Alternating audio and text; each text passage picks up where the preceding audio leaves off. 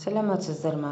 Бүгін қазақша сорпа дайындаймыз. Ол үшін қазанымызға салқын суымызды құйып алып, сүйегімен етті саламыз.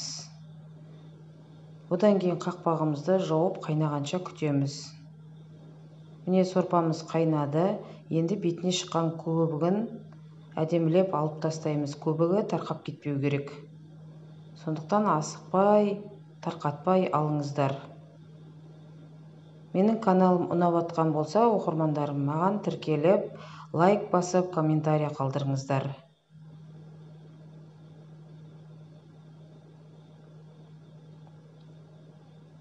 Міне көбігімізді әдемілеп алып шықтық. Міне сорпамыз қайнады, етіміз пісті. Енді етін сорпадан шығарып аламыз. Сорпаңызды тағы да сүзіп алсаңыздар болады. Енді біз сорпаға картопымызды дайындаймыз. Орташа картопты алып, 4-ке бөлеміз. Одан кейін сәбізімізді аламыз. Сәбізімізді үлкен-үлкен қылып турап аламыз. Өте уақ қылып жібермеңіздер. Осындай төрт-бұрышты ауызға сиятындай қылып турап алыңыздар. Одан кейін болгар бұрышының жартысын алып, оны да үлкен қылып турап аламыз.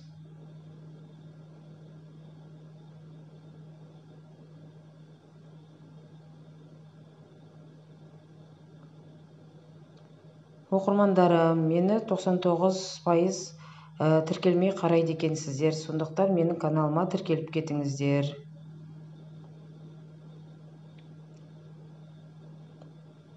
Және де бізге сарымсақ керек болады. Бір сарымсақты да тазалап салуға болады. Енді біз піскен етімізді алып, сүйегін алып аламыз. Міне ет керемет болып піскен, сондықтан кәдімгі сүйектен ажырап түсіп жатыр. Енді етімізді де үлкен көбіктеп тураймыз. Өте уақ қылып жібермеңіздер. Орташа болса жарайды.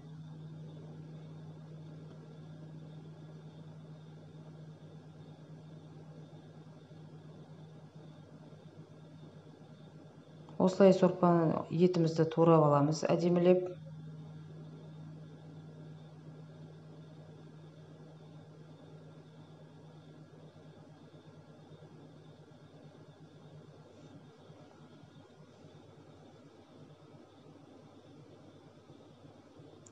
Енді сүзіп тазалап алған сорпамызға картопымызды саламыз.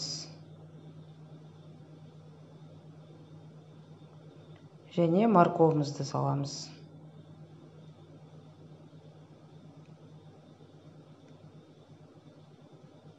Картопымыз, морковымыз піскенше күтеміз. Және бір сарымсақ салып жібереміз. Міне картопымыз бен морковымыз пісті. Енді етімізді ішіне салып жібереміз қазанымызға. Енді бұл жерде жаңағы ішіне күріш салуға болады, вермишель салуға болады, я болмаса қолдан нанысып, жаңағы соломка қылып турап, оны да салуға болады. Және өзіміздің турап қойған бұрышымызды саламыз, болгар бұрышын. Міне сорпамыз дайын болды.